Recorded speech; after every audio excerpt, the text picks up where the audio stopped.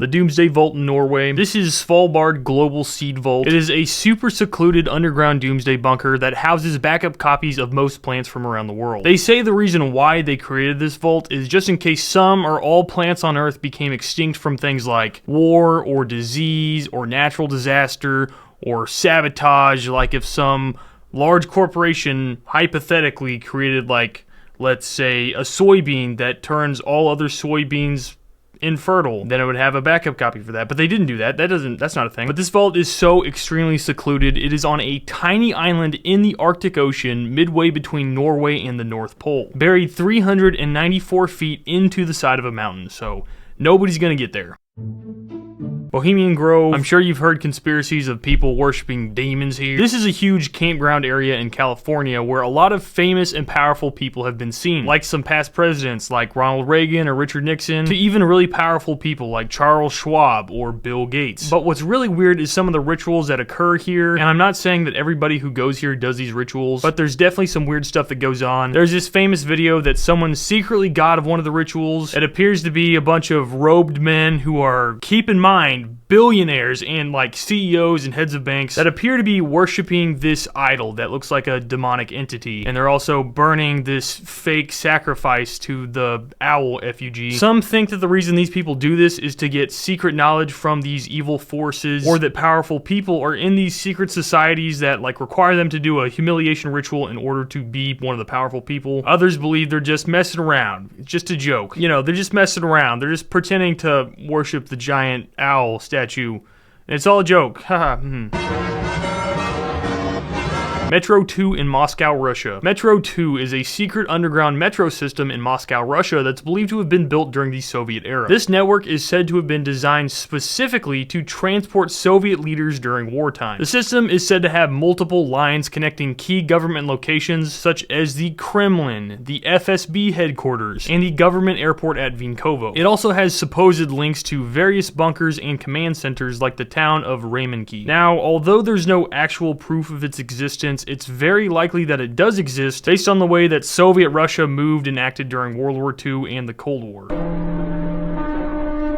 Room 39 in North Korea. This is a secret North Korean party organization. This thing basically commits crimes in order to get money to fund their country's leaders, because they have no other way to fund it. It's estimated to make $500 million to $1 billion per year. And the way it does this is through illegal activities such as counterfeiting $100 US bills, producing drugs, or committing international insurance fraud. It's so secret that Kim Jong-un has appointed his sister in charge of the room, Kim Yo-jong. And the only reason we know this information is because we've gotten it from like defectors and the American intelligence agencies. But it seems to be in charge of 120 different legitimate companies, including investment firms, textile making factories that makes clothes and labels them as made in China, and a lot of other stuff. This video is definitely getting demonetized. Jiangsu Museum in China. This is one of the largest museums in China, located in Nanjing. Information online about it isn't super clear. I think foreigners can go into the main part of the museum, but there's this national security education portion that I think all foreigners are not allowed to go into, or it's really hard for foreigners to get in. Anyways, this spy museum portion of the museum has stuff like guns disguised as lipstick, pocket calculators that are microphones, classified documents about wiretapping, and it's all about how they conducted spy operations. Mezhgorye, Russia. So some background information. Russia has been known for creating these closed towns or cities, which are basically these places that have like high security and restrictions on visitors, and are sometimes even hidden from maps. The history behind it is that the USSR was trying to create a better military than the US, and so they created these places where research and development of secret weapons took place. The residents that live here worked in secret plants and factories, and nobody could leave or enter the secret towns without a special permit. And even today, almost 30 years later, after the collapse of the Soviet Union, it's said there's still at least some Russian cities that have secret statuses. But this specific closed town is said to have a large underground complex for military purposes, but due to the secrecy of it all, we still don't know to this day. The Coca-Cola formula, also known as Merchandise 7X. This is one of the most famous trade secrets in the world. So Coca-Cola was actually created on accident by John Pemberton back in 1866 when he was trying to create medicine to ease his morphine addiction after the American Civil War. That formula would later go on to become a secret ingredient in the modern Coca-Cola that we know today. So this recipe is now kept in a vault in the World of Coca-Cola Museum in Atlanta, Georgia. And it's said that only 2 secret employees of Coca-Cola know about the formula. And if one of them die, they have to choose another secret employee to know the formula.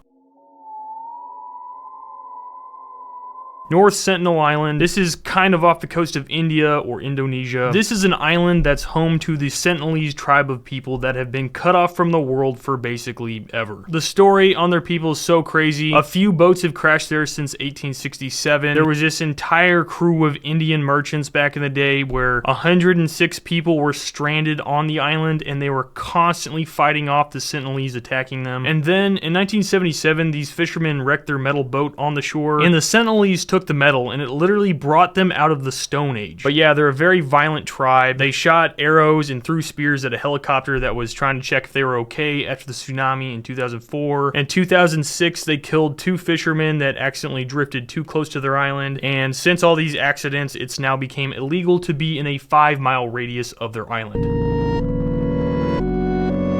Area 51. Do I really need to explain this? This is a highly classified Air Force base in Nevada. Many secret or experimental aircraft have been developed here, such as the Nighthawk, which is sick. People think that Area 51 has aliens or alien craft. This one dude, Bob Lazar, was like, I worked here and they had anti-gravity technology and that's what I worked on. But then people at the base are like, no. Anyways, I went there last year and there was this one white truck that followed us after we went to the gate, and that's kind of a thing. If you go there, you might get followed by an unmarked white truck.